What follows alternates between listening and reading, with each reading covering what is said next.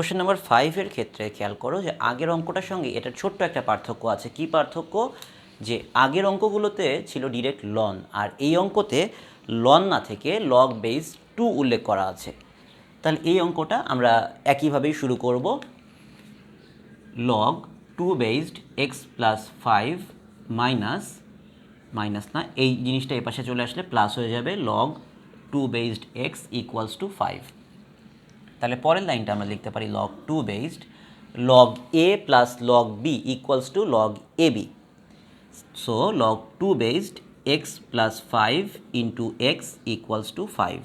তাহলে এখান থেকে আমরা লিখতে পারি log 2 based X square plus 5x equals to 5। পরের লাইনটায় কি লেখা যায়? আমরা কি জানি, এই যে বেস এটার উপর পাওয়ার হিসেবে বসে, ডান পাশে যে অংশটা আছে ইকুয়াল টু লগের ভেতরে যেটা থাকে এটা ডান দিকে চলে যায়, x square plus 5x। So পরের লাইনটা আমরা লিখতে পারি 32 equal to x square plus 5x।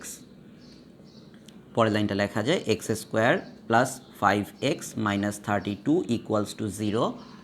এটাকে মিডল টার্ম ব্রেক করা যায় না, দ্যাটস ওয়াই আমরা কি করব, আমরা এটাকে জেনারেলাইজড ইকুয়েশন ইউজ করব যে x এর value x equal to minus B plus minus root over B square minus 4ac divided by 2a।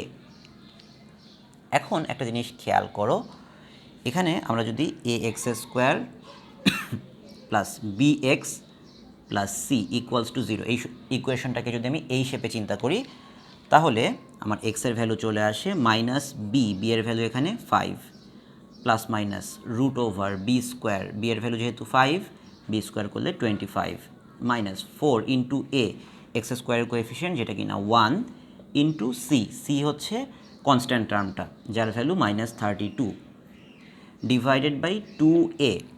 এর ভ্যালুটা কত? এর ভ্যালুটা হচ্ছে এক্স স্কোয়ারের কোএফিসিয়েন্ট যার ভ্যালু 1।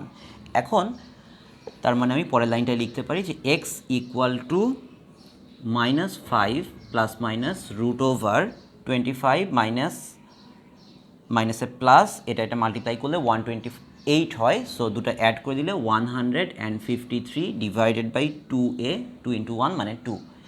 এখন তুমি যদি ক্যালকুলেটরের সাহায্যে এই জিনিসটা ক্যালকুলেট করে ফেলো, তোমার একটা ভ্যালু চলে আসবে 3.68 এবং আরেকটা ভ্যালু চলে আসবে মাইনাস 8.68।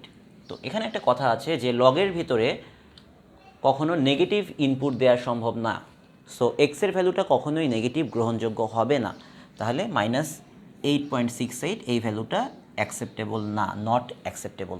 তাহলে আমাদের অ্যান্সার কি দাঁড়াবে? আমাদের অ্যান্সার দাঁড়াবে এক্স ইকুয়াল টু 3.68। এটাই হবে এই ইকুয়েশনের সলিউশন।